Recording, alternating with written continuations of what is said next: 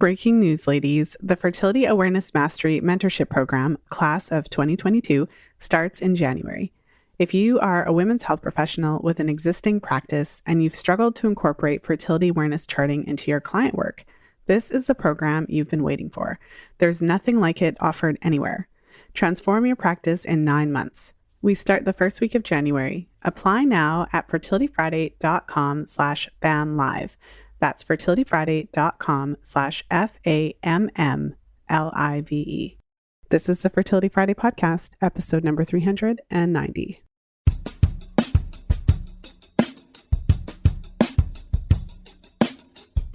Welcome to the Fertility Friday podcast, your source for information about the fertility awareness method and all things fertility. I'm your host, Lisa Hendrickson-Jack. I'm the author of The Fifth Vital Sign and the Fertility Awareness Mastery Charting Journal. I'm a certified fertility awareness educator and holistic reproductive health practitioner with nearly 20 years of experience teaching women to connect to their fifth vital sign through menstrual cycle charting, balancing hormonal health, and optimizing the menstrual cycle without hormones. I'm outspoken about hormonal birth control and its impact on fertility and overall health because you have the right to know how your body works and how artificial hormones disrupt that natural process. I host live coaching programs to help you achieve optimal fertility and health because it's important to have healthy menstrual cycles regardless of whether or not you want to have babies. I'm also a wife and mother of 2 beautiful boys. I know, I'm a busy girl, but I managed to fit it all in. This podcast is designed to empower you to take full control of your cycles, your fertility, and your overall health. And I'm so excited that you're here with us today.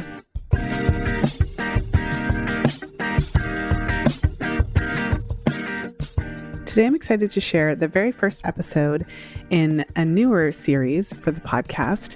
This is my Fertility Awareness Mastery Mentorship reality series.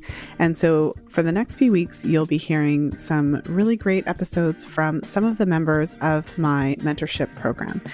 So these are the members of the inaugural 2021 FAMM mentorship program. And today I'm sharing a call with Haley. So I'll just introduce Haley to you. I'll read her bio real quick here. Haley is a women's health practitioner specializing in feeding hormones properly and charting menstrual cycles to consciously conceive, avoid pregnancy, and screen for cervical health.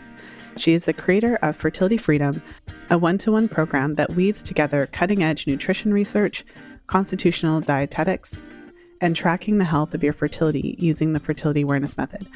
She's also the founder of the Fertility Freedom Workshop, a group experience with leading fertility experts to help women prepare their body for pregnancy.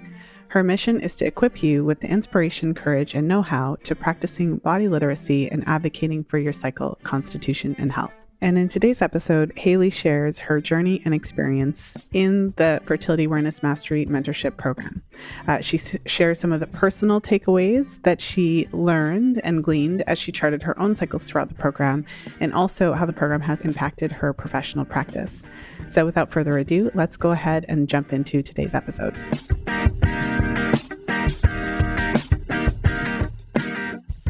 And I'm really excited to be here today with Haley Smith.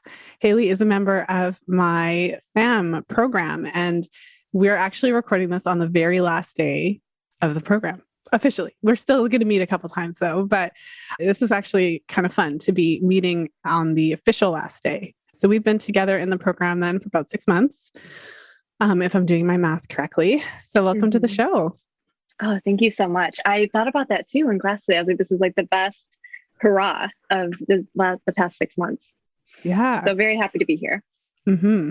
Well, and I'll share my nerdy style. So I actually brought raw milk in a wine glass to the last day of class to celebrate. Because I was like, well, I can't actually bring wine. Like that goes against like everything that we were learning together. Not that I never have a glass of wine, but I think everyone can appreciate at 11 o'clock in the morning too. So. Right. It's like sending the wrong message, right? Exactly. But it was fun. It was a really nice way to end the class. It was the session was really nice. I can't believe it had already been 6 months. I know. And it was week 31 because I was keeping track. I'm like, how is that? Like, that's a lot of weeks. We've been through a lot together. It flew by. I can't believe it. Well, so I'd love to introduce you to the audience and so they can have a little bit of background on your experience. And so one of the questions that I love asking, I feel like it's kind of become one of the standard questions of these episodes is, how old were you when you had your first period? What were your cycles like? How did you manage your fertility? And just kind of let us know the backstory that, to what led you into, what you're doing now and also to joining the FAMM program. Yeah, I love that question. So I grew up in Southwest Michigan, a very small town right on the lake. I got my first period when I was 14. So it was about 8th grade. And I remember I was one of the last of my friends to get it. So I felt really left out. And I was like, oh my gosh, something's wrong with me. But then I finally got it. And it was a horrible pain, horrible, horrible pain. I remember I was hiding in my parents' room. We were actually having a family dinner. And I felt something, went up to check, and sure enough, it happened. And I was doubled over in pain. And it's funny that I still found myself feeling shame and hiding from it. I could tell my dad felt really uncomfortable, but at the same time, I grew up with 3 sisters. 2 of them are older than me. So I had them on my side to help me out. But still right away, it was this feeling of shame. And like I had to hide right from the get-go as soon as I had it. So now I'm like curious, like all that messaging I got leading up to my period, it just played out in that moment of, oh, this is something you have to hide. This is something that you should be shameful of. So I remember that first period being the most painful. So since then, I don't totally remember, but as far as I know, they were relatively normal. It was about junior year of high school, probably 17 or so. I became sexually active and went on the pill. I lied to my mom, telling her that I had really bad cramps and painful period, and my sisters were on it, so I should just be on it. And it was just kind of like let's just do this. This is what everyone does. Everyone just goes on the pill. So I was on it. I don't even know if it was a year, but I immediately thought it was making me gain weight. So I went off of it, of course, because cue body image issues and being a woman in our culture. But then I graduated high school, went on to college, was still sexually active. So I got back on the pill, I think from pressure from my boyfriend at the time. And then I was on it for about the next 3 to 4 years. And then my reason for getting off of it was because I got into the world of holistic health and was concerned about how it's affecting my body. So I kind of just like quit it cold turkey. I ran out and then I was just done. And then the shit show started. My skin flared up. I had so many digestive issues. And what I know now is that the pill was just suppressing all this stuff going on with my body. So I dove in headfirst to trying to fix all this. I eventually moved from Michigan out to Portland, Oregon. I'm very grateful to be introduced to the naturopathic world and dove deeper into holistic health. And I was just kind of on this path of seeking out all this care to help relieve these symptoms. In regards to how I got into this work, women's health has always just kind of been of interest to me. In my undergrad studies, I did a lot of research with exercise and nutrition for pregnancy, so women who are pregnant. And then starting my graduate work in nutrition in Oregon, anytime women's health came up, it was just on the edge of my seat, and it was just kind of a no-brainer. This is what I was meant to do. And it was the last year of my studies out here when there was a weekend seminar that was being advertised for. And I don't even know what it was called, but I went, and it ended up being a weekend on fertility awareness method. And I had no idea that's what it was going to be about, but I was drooling and taking in every word of the weekend. And I literally started practicing fertility awareness myself that weekend, and I just haven't turned back since. Yeah, so that informed my practice. I began my own business after I graduated from my graduate studies, and one thing led to another, and here I am. That's amazing. I love asking that question because it always takes us through, like 10, 15 years of your life in a couple of minutes. Right. But no, that's really interesting. There were parts of your story that I resonated with. I mean, I also had my first period when I think I was also 14, and I was also kind of on the later end, like everyone had it already, which was kind of good because I was ready. I felt like I was like, okay, it's time, right? Yeah. But I thought what you shared was really interesting. So I'm still picturing you like hiding away. What ended up happening? It's like I need to know the rest of the story. But did you what did you do? Were you just kind of in pain, or did you talk to your sisters or your mom or your dad, or how did that first time kind of play out? Yeah, that's a great question. So I don't even think I went to my mom, but I went to my older sisters, and they kind of walked me through things of here's how you use a tampon, here's what you do. And the shame and secrecy, like with the males in my family or my dad specifically, that always kind of remained. If it wasn't for having my sisters and my mom, I don't think it would have been something that I ever talked about. I think that informed kind of how I interacted with my period from there on out. I remember like hiding tampons as they went to the bathroom, or it was always a taboo topic in my intimate relationships with my boyfriends. Yeah, so I don't think that dynamic really switched until I started doing this work in my late 20s. And now that really has motivated why I'm in this field today. I think the culture out west in the States is very different than the Midwest. And it's just opened to my eyes of, like I said, like what was the messaging I was getting when I was a young girl? Like why was I told that I should be shameful of my body and my period? So I think the feminist movement that we're seeing today is so important. And me doing this work is my response to that. I think teaching women about their bodies and how this happens and why it happens and how you can optimize it, and that's not something you should be shameful of, is so important, and why I'm here today. Mm-hmm. Well, and you may not have a specific answer to this question, but I'm curious. Do you remember actually like hearing specific things about your period that made you feel that way? Or was it more of the general kind of culture that you kind of knew that you should be hiding it? That's such a good question. I actually had this conversation with my partner yesterday. I don't remember one big event other than if I were to guess, there's just a bunch of little micro messages that this is something we're shameful of. You hide whenever you hide the tampons and you have to go to the bathroom, or it's something that is going to make society uncomfortable. So you need to be quiet about it. I'm thinking back, like, it's just it's like we were hiding it from the men in my family, even though the girls in my family completely outweighed the men in my family. But yeah, so I don't know that it was one big thing. I think it was just a bunch of little messages from society and our culture. Interesting. Yeah. I mean, so in my house, I'm an only child. So it was just me and my mom and my dad. My dad is not the most, how do I describe my dad? He's one of the sweetest people you'll ever meet. Very kind, very cool-headed. No one can ever imagine him upset. Any of my friends who know me, they can never imagine, he's that kind of man. But he kind of, I would say, was neutral. So I didn't feel a pressure to hide, but I wasn't going to like run around with tampons or whatever. But if I did, it would have been okay. He probably just been like, what are you doing? Sure. As I asked that question, I was kind of thinking about where some of the messaging maybe came from me, because I know I was just mortified at the thought that anyone would even see a speck of blood at school.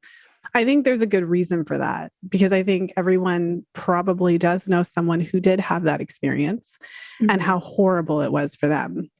So when I thought about that, I remembered that when I was a teenager, my mom bought me a subscription to like Teen People or something. And I think I used to get the magazine YM. Oh yeah, I remember that one. I don't even know if it still exists. Maybe I'm just so old or something. No, I remember that one too. But in YM, what I remember specifically was, I don't remember what it was called, but they had a segment in every magazine, and it was like the embarrassing things or whatever, like the worst, like it was this whole thing. I don't like someone who's listening right now can like remember what that section was called. And anyways, it was all about periods, and it was all about like having someone see your tampon or having blood come out or whatever. Anyway, so I'm going on a tangent here, but yeah, it's interesting to reflect on where we get the messaging from and how at such a young age, we already know that it's kind of like unacceptable for this to be a thing that we talk about. And I think alongside that, I got the messaging that it's an inconvenience to who's surrounding me, my male partners, or it's inconvenient because it makes people uncomfortable. Or when I became sexually active, it was a bummer when I was on my period, because that means I'm going to be intimate at that time. So I remember that being a really strong messaging until I eventually got to my current partner, who, he's very supportive, and he's very interested in health and the woman's body. And he actually helped shift it for me of like, it's okay. Like, let's dive into this, like, take care of yourself. And what does this mean? So I'm very lucky to kind of be put in this environment now, one out west in the States, but two in my relationships where it became celebrated rather than something to hide and shame. Mm-hmm. Well, I mean, that's wonderful that you had that Mm-hmm. experience. I feel like, I know it's not the same for everybody, but I think that sometimes all of that messaging we receive from our culture, whether it's about our periods or about even just about the body image stuff and like how we're supposed to be super thin and whatever, sometimes, not all of us, but some of us find ourselves in relationships with partners who like are just like normal human beings that, right? And so all those ideas Who you are had about human. I need to look this way and blah, blah, blah, they're kind of just like, I mean, it's a stereotype, but I joke that like, men, they're typically just happy that you're there. And like, if you take off your clothes around them occasionally, they're like super thrilled about it. Like Mm-hmm. it's a lot different to the messaging we get in the media about having to have this perfect quote unquote tiny body and Absolutely. that apparently never bleeds and has no hair. But that's that's another topic. Different conversation for a different day. Well, so to transition into your experience with the program. So what's interesting about your story is that you obviously had some charting background before you came into the program. Mm-hmm. And I would argue that charting is one of the things that can really help just shift how we look at our periods and our cycles. It just makes it into something so much more interesting and fascinating and wonderful instead of this negative thing we should be hiding, then we end up talking about it all the time. I do. Yeah. So I'd love to talk about. But yeah, I'd love to hear how that shifted for you, because obviously you have this history of kind of like, right, feeling like you needed to hide your cycle. So I'd love to hear how charting and also just being in this program might have shifted that for you. Yeah, that's a great question. I mean, yeah, charting, I would say, is the thing that really shifted it for me, is understanding my body in this way and how just special having the cycle is and just knowing what it means for me. I've never conceived. I haven't been in a position where I want to become pregnant. So since charting, it's always been about avoiding pregnancy. And that's how I use fertility awareness today. But it was like one of those things that just like clicked for me. Like it just felt like, this is it. This is what I need to do for myself and the message I need to share with the world. And yeah, so I was introduced to charting before I met you. And it was also the symptothermal method, which we've learned, but it was through. So I think one of the first things you taught me was there's systemized approaches versus not systemized approaches. And that was what I first learned. And it was definitely a wonderful introduction, but I think the FAMM program has really narrowed in what I know about it. And one of the biggest pieces that I've taken away for this is that, yes, fertility awareness can be used to know when you're fertile versus infertile, but it also can screen for your cervical health. And that's one of the biggest things I've learned through the FAMM program. I think you opened our class one day with this system. So your approach, which is adapted from Just Cease, is that there is a notation for everything that comes out of your vagina. And that's been one of the biggest game changers for me, because how I was taught fertility awareness before, what I thought was fertile signs of cervical mucus, I now know was actually pointing towards imbalances that were going on with my cervix. So I'm grateful to be introduced to it, but the FAMM program has really narrowed in what I know to be true. And it's helped me work towards stronger fertility and has led me toward deeper healing that I otherwise wouldn't have had. Mm-hmm. When you were obviously already using fertility awareness for birth control for a while. Mm-hmm. And I think one of the biggest challenges it really depends on the person and their cycle, but one of the biggest challenges that I see a lot of women facing when they're using fertility awareness for contraception is if they've got cervical mucus patterns that don't really fit the normal kind of window. So in your case, if you're having either low mucus observations but still, so how do I explain this? I work with a lot of women who have some degree of observation all the time. Or most of the time. So most of the time there's something there. But then when we get down to it in the more systematized way, as much as it feels like they have so much because they always have some sort of, observation, some sort of dampness, wetness, stickiness, if you will, whatever you want to call it, discharge, everyone's favorite word, particularly mine. But then when you go into the standardized method, it's actually showing up that you have less than than you want. And so that can represent a challenge on the one hand, because you feel like you're always fertile, there's always something there. But on the other hand, it can make it more challenging to just zone in on which days are fertile and not fertile. So yeah, I mean, if you want to share a little bit about your experience, what it was like, not only learning this information for your clients, but also applying it to yourself. Did it change? Yeah, I'm actually curious. Did it change how you approach contraception, or you know what I mean? Like, did it actually make any changes in terms of how you were using the method?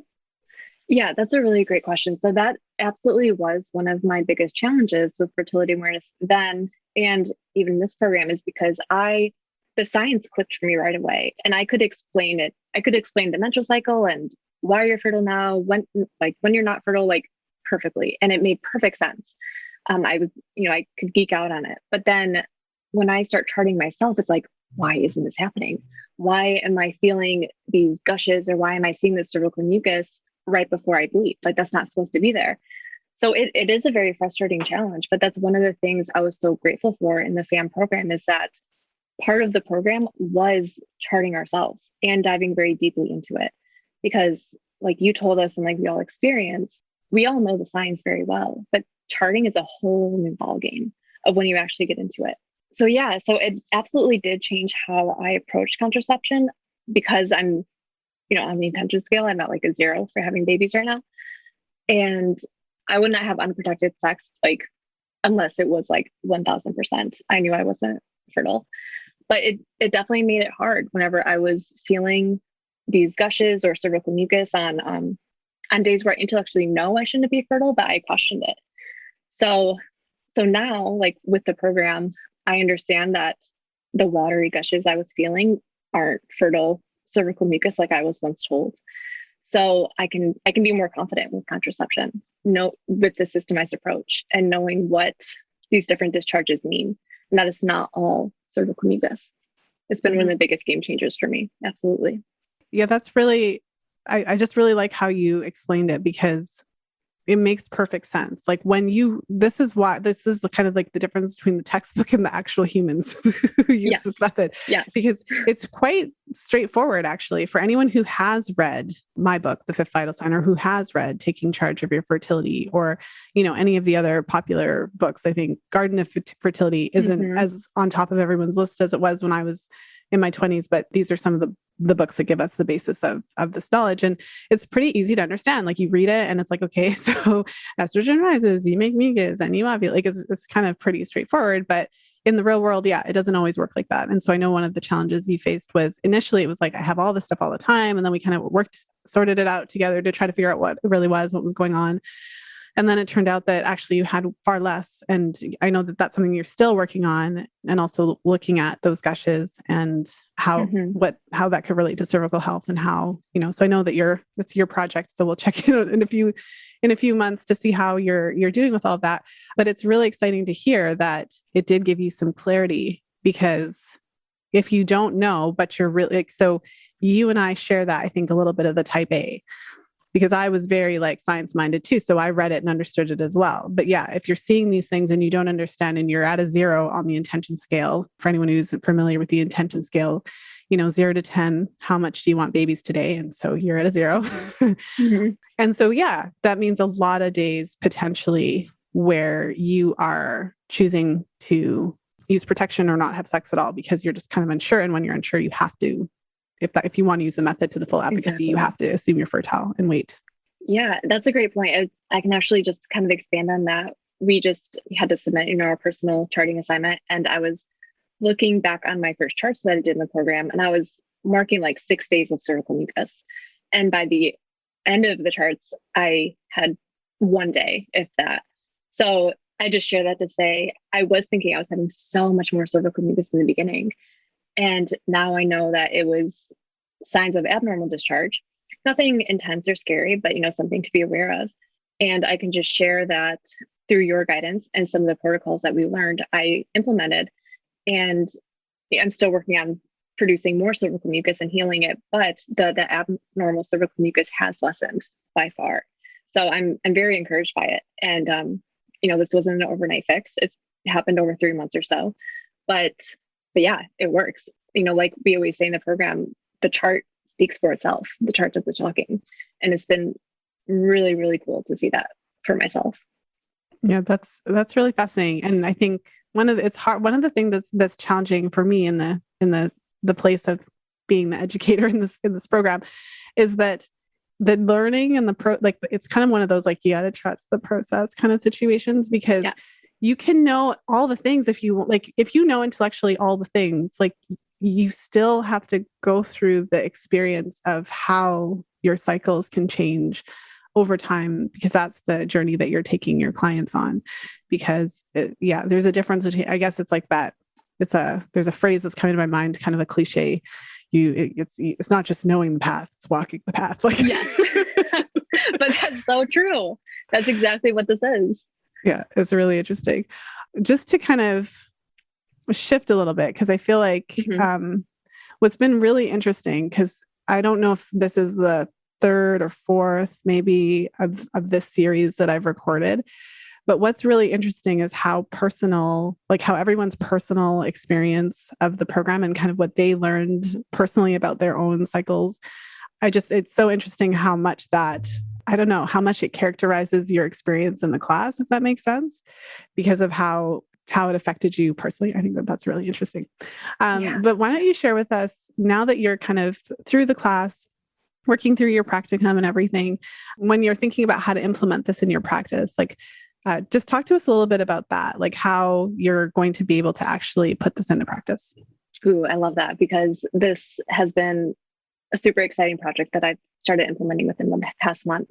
Yeah, so I guess I'm excited to talk about this just because I know when I'm on the other side of the fence of listening to something like this I'm thinking about doing, is it really has transformed my practice and the structure of it. And just logistically speaking, it's already doubled my income in the way that I've implemented it. So I just like to share that with someone who's thinking about doing this program, is it has that potential. And the way it's shaped it is it's happened all through a very humbling experience of, as a nutritionist with this higher education, it's kind of, this curse of knowledge where you want to jump straight to the fancy protocols. But what this program has taught me is you have to build those foundational building blocks first. So now my program is very structured in this, listeners can't see my hands, of course, but this very funnel type approach. We have to start with those basic building blocks, or I'm sorry, I structure it with starting with the foundations and then the building blocks. And then let's talk about what's unique to you. But I think what was so effective in this program is you wouldn't let us move past those foundational and building blocks first. Like, are you eating enough protein? Are you sleeping? Are you managing your stress? Because anything else, if you're standing on those shaky grounds, it's not going to be as effective. So I would say that's the number one thing that I've changed and implemented in my practice, is starting with those before we move on to the more specific and fancy protocols. And for me, and the reason I'm doing that is because I saw the way it changed my charts and what changed for me personally. So yeah, letting the chart do the talking and starting with those foundational building block factors is exactly how I structure my practice now. Just jumping into today's episode with some exciting news to share. The Fertility Awareness Mastery Mentorship Program, Class of 2022, starts in January. If you've been searching for a practical way to incorporate fertility awareness cycle charting into your existing women's health practice, then this is the program you've been waiting for. The Fertility Awareness Mastery Mentorship is a 9-month training program that provides the necessary training to incorporate fertility awareness cycle charting into your existing practice. This program cuts out all of the fluff by combining the science with the practical application of charting and allows you to support your clients by monitoring their fifth vital sign in a standardized way. Transform your practice in 9 months. Early bird registration is now open, but only for a limited time. Apply now at fertilityfriday.com/FAMMlive. That's fertilityfriday.com/FAMMlive. Now let's go ahead and jump back into today's episode.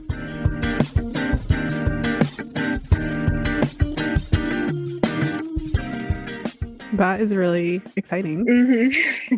Well, and I want to touch on something else that you said, because it's so interesting, right? Because this is the podcast, all things vaginas, right? So income and money is not something that I don't think I've ever talked about it on the show, right? Like, in terms of business building and things like that. And that's not actually part of the program. Like there was no business No, not at all. stuff in the program. But of course, I mean, there were, questions throughout the program, how do you structure this program? And like, from doing this thing, which should I charge? Like, so those are questions that came up, just because people have questions, but there was nothing in the class about business specifically. So of course the question is, you said that your income doubled. Do you want to share a little bit about, you don't have to share too much about it or whatever you're comfortable, but how, why? Yeah, that's a great question, because I'm asking myself the same thing of what about this restructure has attracted more clients and helped people latch onto it. And I think a lot of it has to do with the systemized approach that I've learned through you. Like I said, I've known about fertility awareness, and I implemented it to the extent that I was comfortable. If I remember right, this is exactly why you built this program, is to bridge that gap, that someone like me who doesn't feel like they need that 2-year fertility awareness educator certification, but still wants to confidently practice it. And that's exactly what it did for me. I think it gave me the confidence I needed to be able to more effectively implement it to my clients. And I think just having such a structured approach, I recently was listening to someone, they're like, structure liberates. So I think my clients feel more held. I think they feel more supported. They know exactly the outline of what the program's going to look like. Not to say that it's super rigid or strict. Of course, there's going to be flexibility depending on who the person is. But I think that structure liberates, and my clients feel very held and supported because of this protocol. Yeah. That's amazing. Yeah, it's been interesting. I mean, I suppose part of the process for me was making it teachable. Like there's this thing I do with clients, making it teachable so that I could share that with you, so that it would be a way, an actual tangible way for you to practice, right? Like I feel like we all need specific tangible things that we can build on in our work. So I'm just thrilled. And I admired it, because even just diving into myself and like, how am I going to present this to clients? Like there's so much information, and I wouldn't be surprised if you didn't even share everything with us, and you shared so much, but it's a ton of information to organize. And I think you did it in a beautiful way that's applicable and structured. And yeah, it worked. Well, that's amazing. Thank you. I mean, it's so nice. Well, and so as we kind of draw to a close today, I mean, I feel like you've said it, but I mean, I'm sure that there's some listeners who are tuning into today's episode, particularly because they're kind of thinking about it. I only heard about this program, or maybe like this is the first time they've heard about it. They're kind of wondering, like, what is this about? What is this like? What's the time commitment? Maybe you could share a little bit about that, or anything that you think would be useful, because I know there is work. There's no way to come out of this program with the knowledge that you need to support your clients without there being some homework. Of course. Yeah. And I'm sure, this might be similar to what other people in the program have shared, but it's all necessary work. There was never any busy work. I got something out of everything we were asked to do. It was a top heavy program of more homework in the first half of it. And then in the second half, it was more, let's apply this and let's work with clients and look at charts. So I think it was a very effective balance and a very productive balance that felt really good. I still refer to the homework. Like I didn't just do the homework and leave it behind. I'm still looking at it regularly to go back and reread. And, as I'm applying this stuff, yeah, it's worth it. It's heavy. It's a lot. I'd say the time commitment was more in the beginning when we had those homework assignments, but I never felt it was too much. Second half was fun just because we got to, look at more charts and work with clients and look at our own cases and charts. I think, the biggest thing I would just advise or share with someone who's thinking about this is kind of what we said it earlier on of you have to trust the process. Even with like your intake form that you sent us that we had to fill out ourselves and then work with other clients. Like it's so long, right? And there's questions on there where you're like, really? Like, why do you need to know this? But I think it was so easy to trust your experience and why we're doing the things the way we are. But I think just that idea of trusting the process, and even with your own journey of charting and how you're going to work on your own cycle. It's not an overnight fix. This isn't for you if you're looking for a magic pill. Mm-hmm. Yeah, I think the quick fix. That was one of the things that I was kind of, so it's one of those necessary things. And maybe it's because of how I personally learned as well, because with fertility awareness cycle charting, it's kind of not just this cool thing you do for other people. Right. Like if you really want to be authentic in the work that you're doing with clients, from my perspective, so I'm just going to share my personal bias, but like if I didn't have ovulatory cycles and if I hadn't gone through my own challenges over the years, figuring out how to shorten my cycles when I had my issues with my thyroid, and if I didn't personally go through some of those challenges and figure out how to improve on them and actually learn how to maintain my cycle within normal parameters, it doesn't mean my cycle is perfect. There's times when it's a little shorter or longer. I've come over the years to a relatively consistent falling with the normal parameter situation. But my point is that how can you truly be the advocate that your clients need when you haven't even kind of figured out, right? Like those little things for yourself. So it's one of those, from my personal opinion and professional experience as well, it's an important part of this process when you want to teach. It doesn't mean you can't. I've mentioned it many times. We do have members of the program who are past the cycling age. And so they find other ways to fill the gaps. And of course, the program has a number of women who are cycling. So they're still able to learn from other women's experiences. But with that said, I think it's an important part of it. But for practitioners, it can kind of be like, well, I'm just here to help others. Yes. You have to help yourself first. You have to. Put on your oxygen mask first, ladies. Yes. Well, so speaking of how you are applying this to your practice, I know you have a workshop coming up in the next couple of months. So why don't you share a little bit about what you have coming up, and also let us know where you are, your website, social media handles, where the listeners can go to learn more about you and what you do. Yeah, of course. So my practice is Innate Rhythm. Within that, I help women either prepare their body for pregnancy and track their cycles to optimize conception. I'll also help you avoid pregnancy if you're like me and are in that phase of your life. I also advertise it too for just women who want to know their body and overcome hormone imbalance. So that's kind of where the tracking can be used as screening for cervical health as well. So I'm happy to work with women on any end of the spectrum. Yes, the workshop coming up is my baby. It is called Fertility Freedom. This will be February 5th and 6th, 2022. And it's so special to me because it's really just the epitome of my personal work. And I'm so happy to be speaking myself on optimizing conception through charting and fertility awareness, thanks to you and your program. But it also is a reflection of the community that you've built. I'm having 6 speakers total in it. One of them who I met through this program, Dr. Jessica Liu, will be talking about stress and fertility, even diving into PTSD and infertility. So I'm super excited about that. Another one of my speakers, Dr. Caitlin Capistran-Myers, she is a doctor of physical therapy who went on to get certified in nurse care therapy after listening to your podcast. Wow. So that she is going to be talking about preparing your womb for conception. We have Dr. Dunlap talking about gut health and fertility. Dr. Karina Dunlap. Dr. Britt Stamer will be talking about environmental toxins.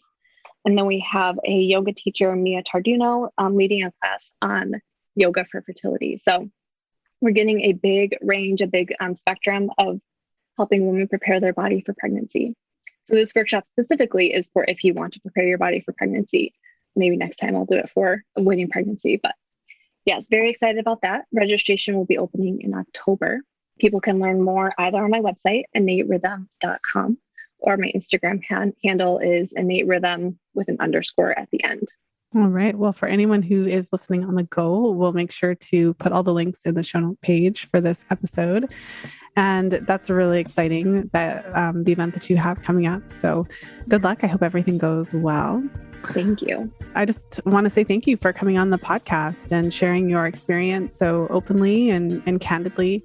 These episodes have become my favorite over the years because ultimately, I mean, that's what this is about. This is about women sharing our experiences and how we are kind of coping with all the challenges that come with managing our fertility and all of that. So I'm thrilled to see what you're able to do with all of this in your practice. So we'll have to stay in touch. Yes, absolutely. I look forward to staying in touch. And yeah, it's been such a joy. Well, thank you so much for coming on the show. Of course. Thank you for listening. If you enjoyed today's show, please share it with a friend. You'll find the show notes page for today's episode over at fertilityfriday.com/390. I hope that you enjoyed today's episode with Haley. It was such a treat to have her on the show and to have her share her experience, what brought her to charting, and also her experience in the program, both personally and professionally. So thanks again, Haley, for coming on the show and being so open and candid with your experience. It was really fun for me to do these episodes. So this is the first of a series. So for the next couple of weeks, you'll be hearing more of these episodes. But it's really fun for me to do it because with the program, there's both components for everybody, their personal experience of charting and what they were able to take from it and learn from it, and also their professional experience and how it has enhanced their ability to support clients. And so I'm a firm believer that the personal charting component is equally important to the practical application of it, because I feel that when you personally have that experience of having this objective marker to look at your own cycle and reflect back your own health, it really then helps you to support clients. It can be very humbling to chart your cycle, especially as a health professional, and see that there are certain pieces of it that are falling outside of normal parameters. Because the one thing I've learned over the years is that regardless of someone's position or job or title or income level or whatever, if you're a woman and you're cycling and you're charting, you're kind of like a woman first. And all of us have different challenges. And especially for busy health professionals, we're juggling our jobs, our families, our lives, all these things. All of us are affected by stress. All of us are affected by just the basic things. And I feel that when we're able to tap into that and see how that applies to our own cycles, it makes us that more empathetic and understanding with clients. The same struggles that we face or I face to, make sure that with my busy schedule, I'm getting enough to eat and getting enough sleep and taking care of myself and all of those great things. Like those are the exact same struggles that your clients face. And so it doesn't mean we have to be perfect, but I do believe that it means that we have to be leading by example. So going through that experience of ourselves, figuring out what it actually takes to get those cycle parameters normalized so that we're not only talking the talk, but we are also walking the talk. So I was thrilled to share today's interview with Haley. It was, like I said, a really fun conversation, and I'm excited to share the upcoming episodes in the series, so do stay tuned for them. So with that said, I hope you have a wonderful weekend whenever you're tuning into the show, and of course, as always, until next time, be well and happy charting.